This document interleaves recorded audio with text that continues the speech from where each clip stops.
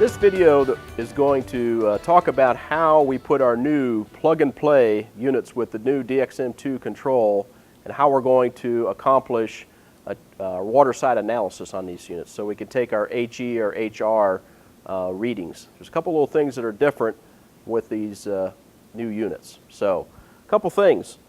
With the plug-and-play, again, the optional, whether or not you got the V-flow pump, variable speed pump, or you've got the modulating valve. Now, with the variable speed pump, if the pump is running between 50 and 90%, we should be able to get a feedback signal from the pump on our thermostat or our service tool so that we can actually read our GPM. If it is outside of that range, or we have a modulating valve, we're going to have to take a pressure drop reading at the unit in order to convert that then to GPM. To do that, we're going to need a digital tire pressure gauge, and we're going to be using our pressure ports here right at the front of the unit to measure our pressure drop, because again, with our plug-and-play units, the pump or the valve is internal in the unit, and we cannot measure pressure drop at our conventional PT ports that have been installed for years on our geothermal heat pumps. So we're going to have to use a digital pressure gauge when we run into that kind of a situation. Again, when the pump speed is outside of the range of 50 and 90%, and if we have the modulating valve. Now, also, a couple things on either the communicating thermostat or the service tool. We're going to have to put it into the installer configuration if it's the thermostat, or as soon as you plug in the service tool, you'll have the menu options there. So here we've got a thermostat. So I'm going to go ahead and now put this into the installer configuration. And again, to do that, everything needs to be turned off from the standard thermostat screen, and then we depress the up and down arrows at the same time.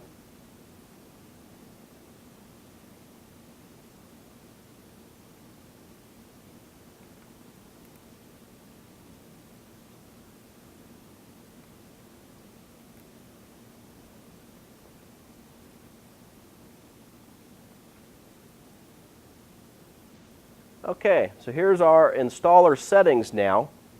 And once we get our installer settings up here, we're going to scroll down to the service mode.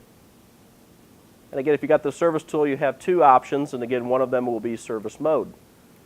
So we go down here to service mode, and we're going to select it with our center button here.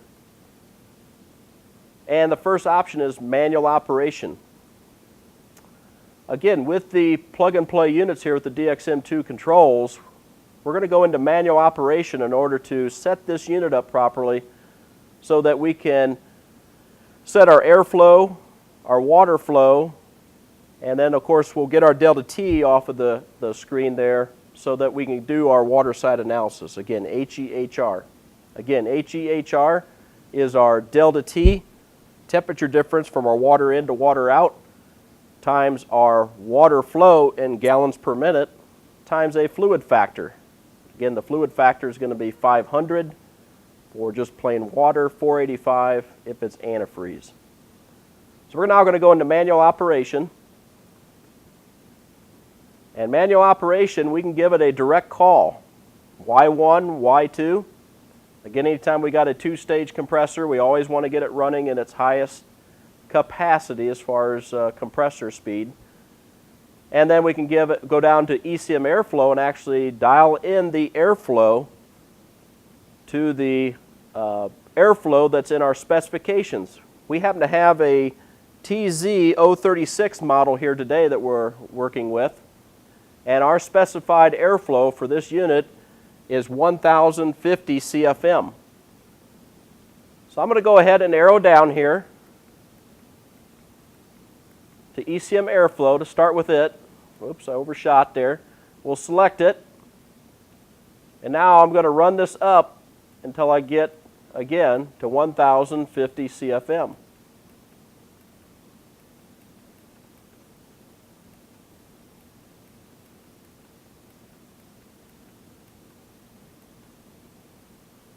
And now once I get 1050 CFM, I'm going to select it. And we should have the blower come on here momentarily.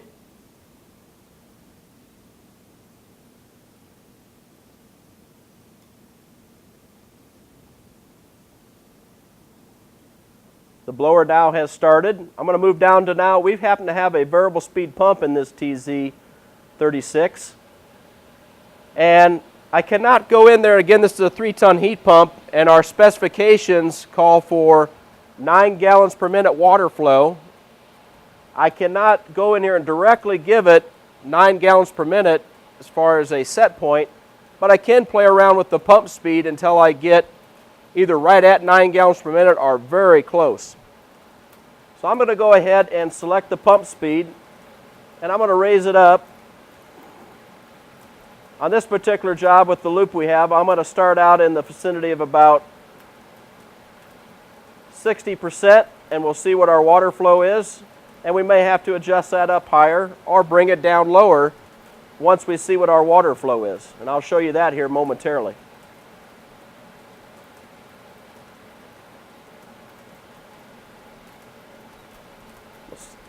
60% here. I overshot just a minute. We'll select it now.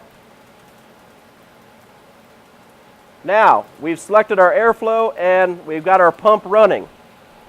I'm going to back out of the manual operating mode just one screen. If I back out 2 screens, it'll shut everything off.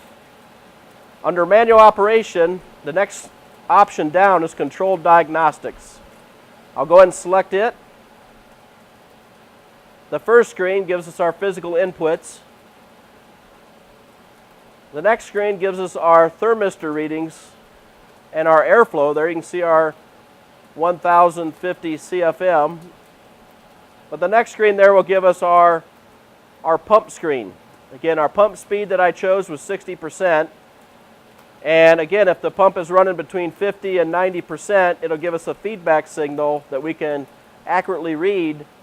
And it shows our water flow in this case is only 5.7. So I'm a bit low. I need to go a little higher.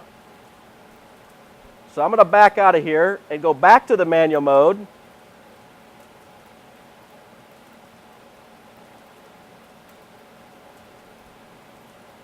And I'll go back down, arrow down to the pump speed. And I'm going to select it again. And I'm going to run this up. In this case, I'm going to see what happens at just under 80% pump speed. Let's just see where we're at. See if we can get pretty close to where we need to be. So I'm going to select 78%.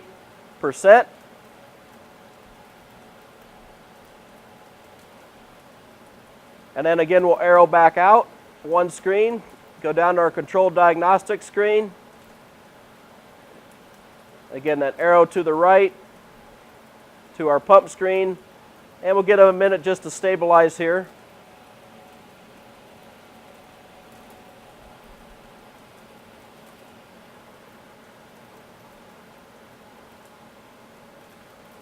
And I am very close, it looks like, to my 9 gallons per minute flow. I'd be very comfortable again using this 78% pump speed on this particular installation is giving me 9.2 gallons. So I will now leave my water flow there. I'm happy with it. It's staying pretty consistent now at 9.2. I'll arrow back out to the menu mode, or manual mode. And we will now start the compressor. Now we're going to give it a Y1, a Y2, and an O call. Again, O call is our reversing valve for cooling.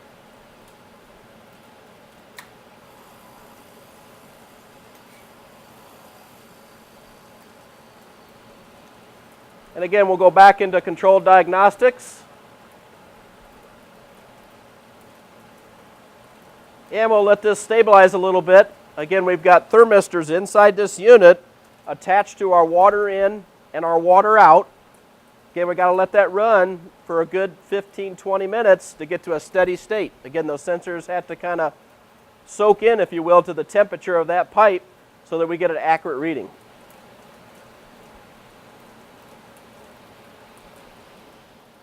All right, we've been running now for a good 15-20 minutes now. As you can see here on our screen, our entering water now is 90.2, and our leaving water is hovering right about 99.9 degrees here. So now those will be our delta T for our water side. We already got our flow rate, again at 9.2.